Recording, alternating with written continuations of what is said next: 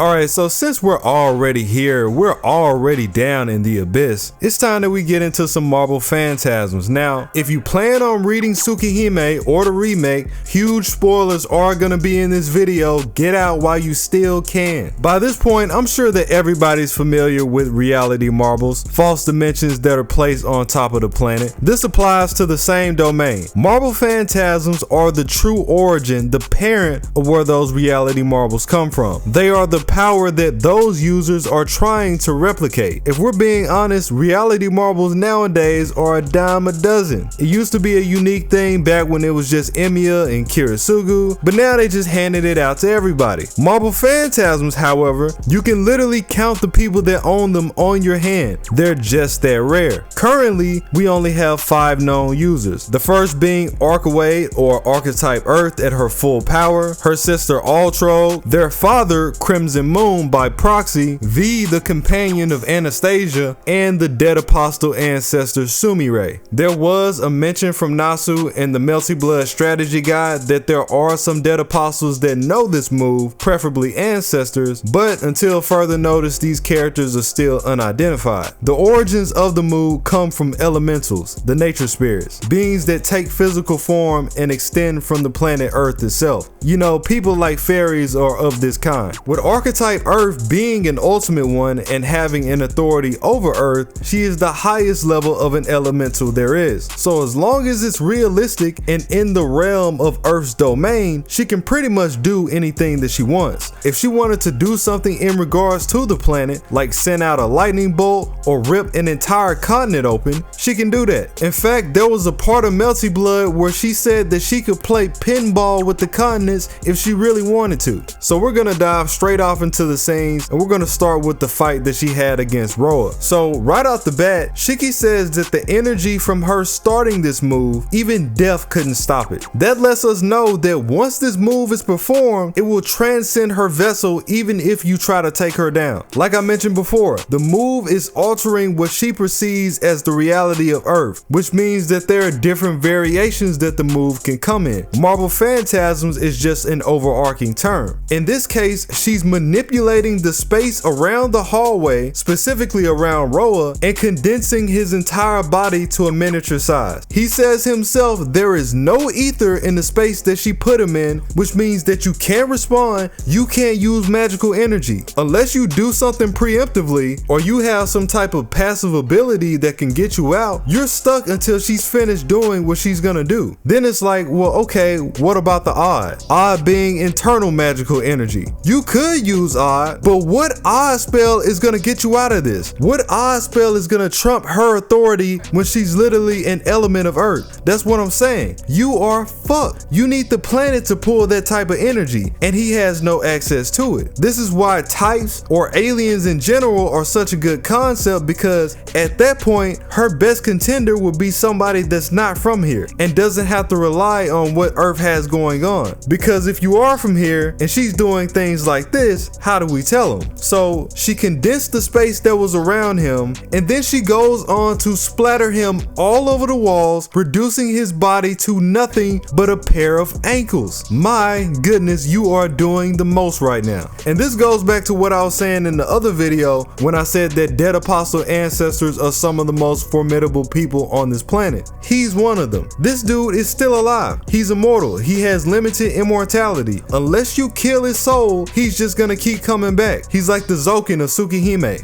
but better, way better. But my thing about this is, a lot of people get feats against characters that don't matter. They're either trash, the gap in skill is too large, they might be weakened, it could be a setup. There's a lot of modifiers to take into account. Roa is the one that set this up. All of this was supposed to be in favor of him, and she still killed him, before he rejuvenated at least. Mind you that she only has access to 30% of her power in her base form. It mentions that she was using her mystic eyes to hold Shiki back because she didn't want him to get harmed, and then she hasn't taken in any blood for nearly a millennium. She's still a vampire at her core, so she's operating on one of the greatest handicaps that there is. That's just one take on her Marvel Phantasm. Going over to Tsiah's route, you see her use the same move to summon her birthplace, the Millennium Broomstud Castle. When she's up against Tsiah, Shiki says that it feels like his very will is being taken away when she's performing the move, same way it was with Roa. She creates an entire vortex and starts to suck in the outlines of everything that's around her and temporarily sends it to the reverse side of the world. The buildings, the people,